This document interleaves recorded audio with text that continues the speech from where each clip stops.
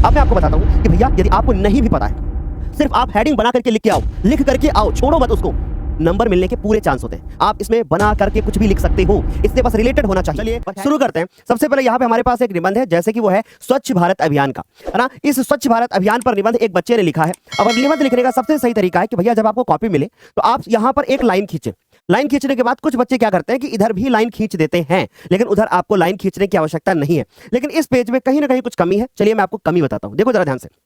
यहाँ पे ना अगर आप ध्यान से देखोगे तो ये वाली लाइन पूरी गई है यहां तक और दूसरी लाइन गई है यहां तक। कोशिश करें कि जहां पर आपकी पहली लाइन समाप्त हो उसके नीचे ही सारी लाइन समाप्त हो और एक स्केल के बराबर आप जगह छोड़ते हुए चले आए। जितनी चौड़ी आपकी स्केल होती है उतनी जगह आप छोड़ते हुए चले आए, लेकिन लाइन ना खींचे। उसके बाद इधर आप लाइन खींच सकते हैं। निबंध लिखते समय सबसे पहला जो आपका पॉइंट होना चाहिए वो होना चाहिए रूपरेखा, या फिर आप लिख सकते हो कि महत्वपूर्ण बिंदु, राइट। और जो आप इसमें डिस्कस करोगे, सबसे पहली बात निबंध में इसमें जो हेडिंग डाली गई है, पहली हेडिंग है प्रस्तावना, दूसरी स्वच्छ भारत अभियान का परिचय। और भाई प्रस्तावना तो सबको डालना ही डालना है, कोई भी निबंध आएगा तो आपको भूमिका या फिर प्रस्तावना लिखना ही लिखना है। उसके बाद बात करेंगे स्वच्छ भारत अभियान का परिचय, उसके बाद स्वच्छ भारत अभियान की आवश्यकता, स्वच्छ भारत अभियान की चुनौतियां और स्वच्छ भारत मिशन की उपलब्धियां।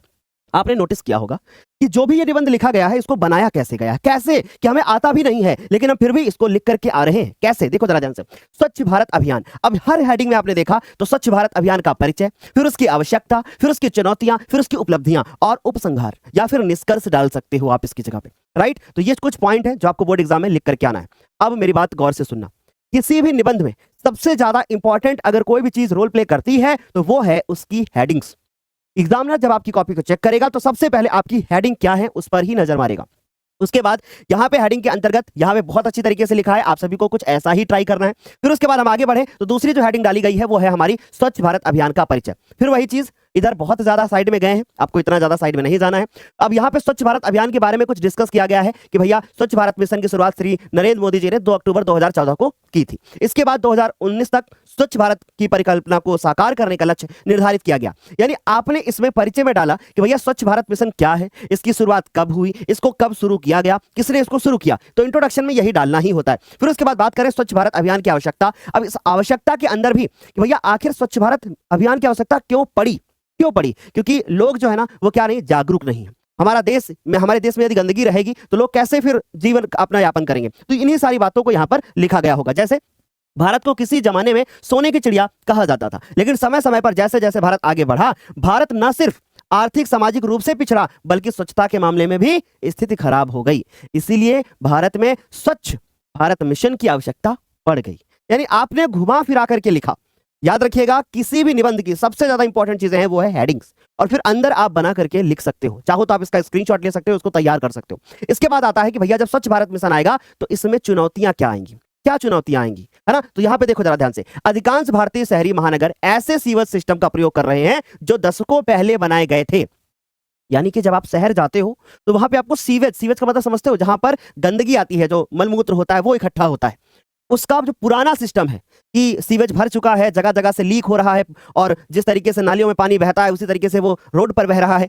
तो ये सारी बातें आप यहां लिख सकते हो, जिसकी वजह से जो शहर के लोग हैं वो गांवों की तरफ पलायन कर रहे हैं। या फिर ऐसे लिख सकते हो कि भैया भारत के लिए एक कहावत है कि भारत गांवों में बसता है, परंतु बेरोजगारी की मार से बचने के लिए लोग शहरों की तरफ जाते हैं और शहर में बहुत ज्यादा गंदगी हो जाती है, वहां बीमारियां बहुत ज्यादा फैल जाती हैं। तो ऐसे पॉइंट आप डाल सकते हो कि भैया स्वच्छ भारत मिशन की चुनौतियां क्या हैं। भैया पहले शहरों को बहुत अच्छे से साफ करना है, गांव तो साफ होते ही हैं, राइट। फिर उसके बाद बात करते हैं स्वच्छ भारत मिशन की उपलब्धियां, कि भैया इस मिशन में जो जो उपलब्धियां हुई उनको आपको यहां पर लिखना है कि भैया मोदी जी ने क्या किया, है ना, हमारे देश के अन्य जो लोग हैं उन्होंने क्या किया, पब्लिक कैसे सपोर्ट कर रही है, रोड के ऊपर पोस्टर लगते हैं, जगह जगह पे कार्यक्रम जो है लगाए जाते हैं, ठीक है। तो ऐसे पॉइंट भी आप इसमें डाल सकते हो, राइट। आगे चलेंगे मेरे प्यारे बच्चों। अब लास्ट में आएंगे तो लिखेंगे उपसंहार। अब मन में एक सवाल आ रहा होगा कि सर इसमें क्या लिखना होता है और कितने पेज का लिखना होता है, ये सब चीजों के बारे में बात करेंगे।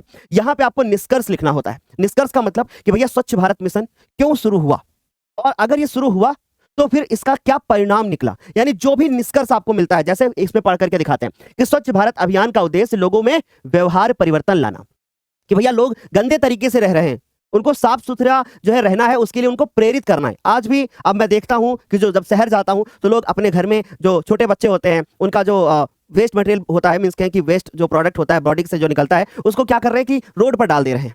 या फिर कचड़े में अलग से न डाल करके डस्टबिन में न डाल करके उसको रोड पर डाल रहे हैं। तो ऐसी भी चीजें आप लिख सकते हो कि भैया स्वच्छ भारत अभियान का उद्देश्य लोगों में व्यवहार परिवर्तन लाना है और स्वास्थ्य संबंधी व्यवहारों को प्रेरित करना है। क्यों? क्योंकि स्वच्छ भारत मिशन यदि नहीं होता तो लोग बहुत अधिक बीमार हो चुके होते, बहुत अधिक बीमार हो चुके होते। आप इसमें लिख सकते हो कि लोग सिर्फ अपने घरों की सफाई के बारे में सोचते हैं, वो अलग जो सार्वजनिक स्थान है उनकी सफाई के बारे में नहीं सोचते हैं। ऐसे पॉइंट्स आप इसमें डाल सकते हो। अब मैं आपको बताता हूं कि भैया यदि आपको नहीं भी पता है, सिर्फ आप हेडिंग बना करके लिख के आओ, लिख करके आओ, छोड़ो मत उसको। नंबर मिलने के पूरे चांस होते हैं। आप इसमें बना करके कुछ भी लिख सकते हो, इससे बस रिलेटेड होना चाहिए और हेडिंग पड़ी होनी चाहिए, राइट? अच्छा, आप कितने पेज का लिखे सर? तो भैया मिनिमम जो है आप 3.5 पेज का लिख सकते हो यदि आप क्लास 10th के स्टूडेंट हो। यदि आप क्लास 12th के हैं तो आप 1 पेज और बढ़ा सकते हैं, 4.5 पेज या 5 पेज का भी लिख सकते हैं। लेकिन क्लास 10th के बच्चे 3.5 पेज का। अब भैया करते क्या है कि भैया बेवकूफ बनाते हैं एग्जामिनर को। कैसे बेवकूफ बनाते हैं? बेवकूफ बनाते हैं कि वो दूर दूर लिख रहे हैं। क्या एग्जामिनर को नहीं पता कि आप ये दूर दूर क्यों लिख रहे हैं? इसलिए दूर दूर लिखने से कोई फायदा नहीं है। कम लिखें लेकिन उसको बेवकूफ मत बनाएं, ठीक है? पेज भरने से कुछ नहीं होगा। क्यों नहीं होगा? क्योंकि यदि आप पेज भरोगे ना तो उसको भी पता है कि आप किस तरीके से लिख रहे हो। इसलिए आप जिस तरीके से आपको यहाँ पे अक्षर के बीच में दूरी दिख रही है आप उसी का प्रयोग करें। शब्दों के बीच में जिस तरीके की दूरी दिख रही है आप उसी तरीके से लिखने की कोशिश करें। हाँ, साइड में जो भी जगह छोड़ें कृपया बराबर छोड़ें।